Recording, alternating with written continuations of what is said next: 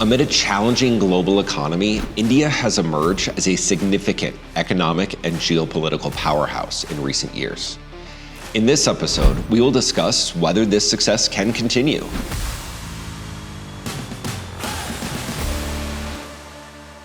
Hey everyone, and welcome to our channel. Today we are deep diving the amazing country of India. China built an economy that is now more than 5 times the size of India's. Western countries now are rushing to embrace India as an alternative to China. Since opening its markets to international competition in 1991, India's economy grew at 7% a year on average. India overtook the United Kingdom to become the world's 5th largest economy and is actually expected to surpass Japan and Germany to become the world's 3rd largest economy within the next few years. The transformation comprises multiple aspects of development, including economic growth, social progress, environmental sustainability, and good governance. But of course, this vision will not come true on its own. Can India achieve its goal and realize its ambitions of developed India? What are the key drivers of India's growth trajectory in recent years? And what are the main constraints on this trajectory? By the end of our video today, I hope to cover some of these important questions. Once an agrarian economy, the country has emerged as a global hub for services in the 21st century. Industries such as information technology, financial services, and telecommunications have positioned India as a global leader in outsourcing and digital innovation. Regarding India's economic future, we see 4 key drivers as most relevant for India's growth potential. First, India's demographic dividend. Second, urbanization trends.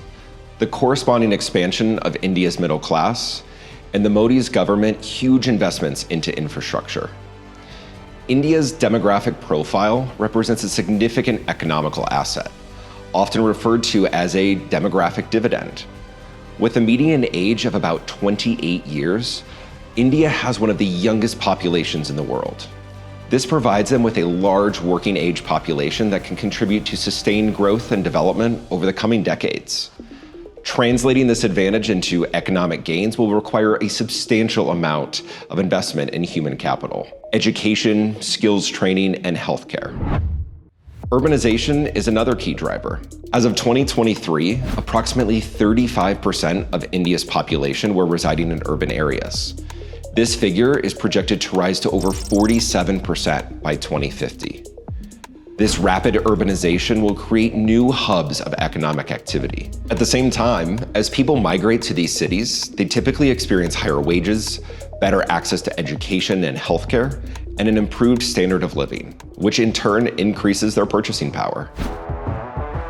Thus, India's middle class is expected to account for 46% of the population by 2030 and more than 60% by 2047. The middle class is a major driver of consumption across a wide range of sectors, including housing, retail, automobiles, and services such as healthcare and education. The growing demand for goods and services fosters new business opportunities, further driving cycles of economic growth. The growing urban middle class also creates new markets for innovative products and services, from tech gadgets to healthcare solutions. Infrastructure development is another cornerstone of India's growth strategy, playing a crucial role in enhancing productivity, facilitating trade, and improving the quality of life for citizens. As cities grow, they require significant investment in infrastructure to support expanding populations and industries. This includes investments in transportation, energy, and public services. The Indian government has prioritized infrastructure investment through flagship programs such as the National Infrastructure Pipeline and other infrastructure mega projects focusing on multimodal connectivity. Let's talk to our expert, David Bourne, about his view on India's way into the future. David, from your perspective, what are you seeing as the key challenges that India is facing in terms of development? I see 3 key challenges. The first is jobless growth. The second is underinvestment in manufacturing. And the third is a complex regulatory landscape. What exactly is jobless growth? That's quite simple. The economy overall is growing faster than the labor market. The reason for this is that the service sector, which doesn't need as many employees to grow, is moving much faster than the manufacturing sector, which is usually the backbone of the labor market in emerging countries like India is. So do we just need to invest more in manufacturing? Clearly, rising productivity is necessary for India's manufacturing sector. And to achieve that, investment is needed, especially in R&D and innovation. And what can really help bring about that investment? It can't just probably appear overnight. The most important thing is to remove the hurdles to investment. And the main hurdle is a very complex regulatory landscape, which is hard to navigate. And this, of course, makes it difficult for investors, both domestic and from foreign countries, to invest in the manufacturing sector. Very complex situation. It sounds like all three of these challenges very tightly interlinked as well. Yeah, absolutely. Thank you very much for taking the time to share these key challenges that India is facing with us. Certainly a lot to think about here. Thank you. Now, in summary, it can be said that India has a number of challenges to overcome, in addition to a multitude of opportunities. Global Managing Director Denis Depew recently shared some of his thoughts on the future of India.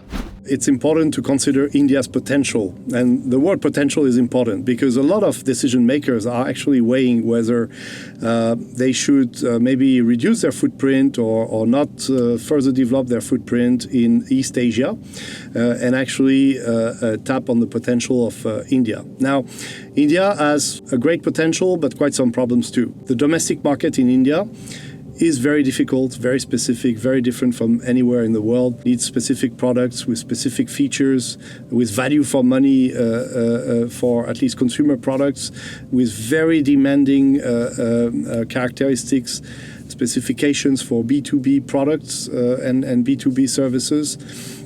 So not fit for every company to serve unless you're willing to really tap the Indian market big time. So I would say it's like in a shoe store where size 32 to 42 would not be available. So you need to go in. If you wear 46, you might have a chance.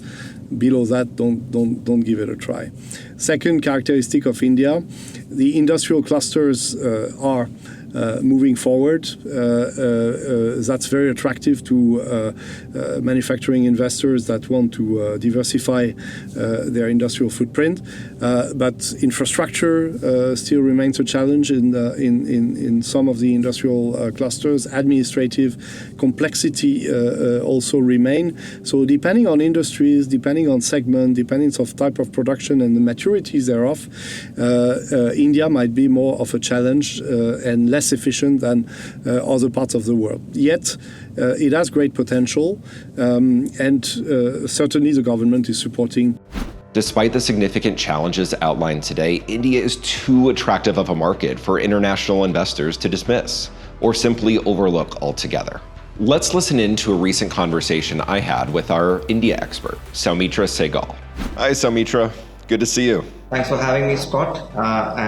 Yes, I've had the privilege of working in the Indian market for a long time. With respect to the question around decision makers wanting to enter India, it is a large market, it has very high demand, but there are certain considerations which are important. Number one, getting your market entry strategy right. Where to play, how to win is a very important decision criteria that needs to be taken. There are choices to be made because yes, it's a very large economy, but you can only compete so much. Secondly, also getting your operational readiness is important because of the geographical diversity and also issues around supply chain, around transportation, etc. All of these offer a lot of opportunities. Of course, it's very competitive, but there is enough growth and potential for people to tap into. If you would like to read more about this topic, I recommend you check out the Roland Berger Institute article linked in the video description. There's no question that India is currently one of the most exciting economies in the world, and we will continue to closely monitor its development into the future. Thank you for joining us today. Don't forget to subscribe to our channel, and we look forward to seeing you again soon.